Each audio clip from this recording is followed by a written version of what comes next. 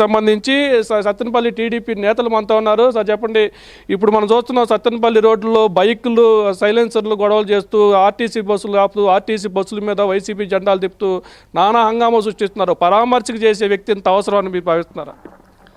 నమస్కారం అండి. ఈరోజు జగన్మోహన్ రెడ్డి గారు రెంటపాళ్ళ నాగమల్లేశ్వరరావు అనే యువకుడు చనిపోతే పరామర్శించడానికి వస్తున్నాడు, దండేయడానికి వస్తున్నాడు. సరే, మంచిదే, వాళ్ళ పార్టీ కార్యకర్త వస్తున్నాడు. కానీ అసలు నీకు ఈ అర్హత ఉందా? నువ్వు చంద్రయ్య లాంటి వాళ్ళు గొంతుకు వచ్చినప్పుడు, రకరకాల మందిని కార్యకర్తలను పట్టున పెట్టుకున్నప్పుడు నువ్వు చర్య తీసుకోలేదు.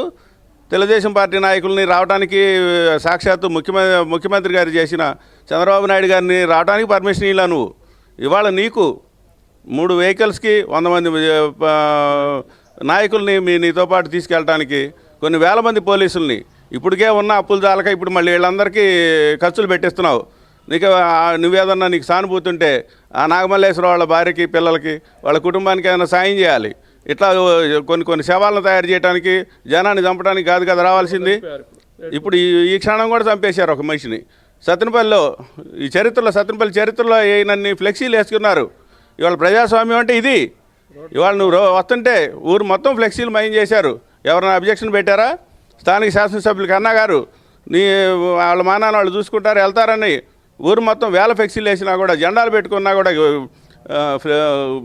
బెలూన్లు వదులుకున్నా కూడా ఏం మాట్లాడలేదే. నువ్వు అసలు మా నాయకుడు చంద్రబాబు గారిని కనీసం ఎయిర్పోర్ట్ నుంచి బయటికి రానియకుండా, ఊళ్ళోకి అడుగు పెట్టకుండా, లక్షల మంది ప్రజలను కలుసుకోవడానికి పర్మిషన్ ఇవ్వకుండా చేసావు. ప్రజాస్వామ్యానికి రాక్షస పాలనకి తేడా ఇది. నువ్వు ఇది తెలుసుకొని పరిపాలన చేస్తే బాగుంటుంది, కానీ పార్టీని నడుపుకుంటే బాగుంటుంది, కానీ లేకపోతే ఉన్న 10 మంది కూడా ఓడగొట్టుకొని ప్యాలెస్లోంచి బయటికి రాకుండా చేసుకోవద్దని చెప్పి నా సలహా. ఇప్పుడు ఏటుకూరు బైపాస్ వద్ద జగన్ క్యాన్వాయ్ ఢీకొని ఒక వ్యక్తి చనిపోయాడు. జగన్మోహన్ రెడ్డి శవ రాజకీయాలు చేస్తారన్నారు. ఇప్పుడు శవాలను మోసుకున్నాడని ఎలా చూస్తారు?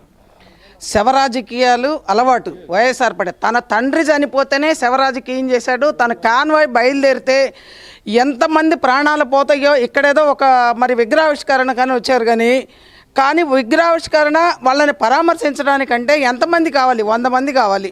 100 మందితో వచ్చి పరామర్శించి ఇంత వేల మందిని తీసుకొచ్చి ఇంకా ఎంతమంది ప్రాణాలు తీయడానికి మరి సిద్ధంగా ఉన్నారు ఇవాళ జగన్మోహన్ రెడ్డి గారు. ఇన్ని సంవత్సరాలు, 5 సంవత్సరానికి గుడ్డి గుర్రానికి పళ్ళు నవ్వుతా ప్యాలెస్లో నుంచి బయటకు రాలా. ఇవాళ సిగ్గుందా? చనిపోయిన సంవత్సరానికి ఇతను గుర్తొచ్చాడు.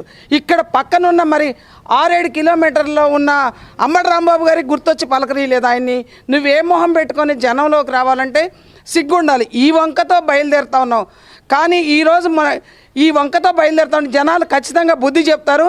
ఎంతమంది మరి తల్లుల కడుపు కోత మరి మిగల్చడం కోసం బయలుదేరి వస్తూ ఉన్నారో ఇకనైనా బుద్ధి తెచ్చుకోండి.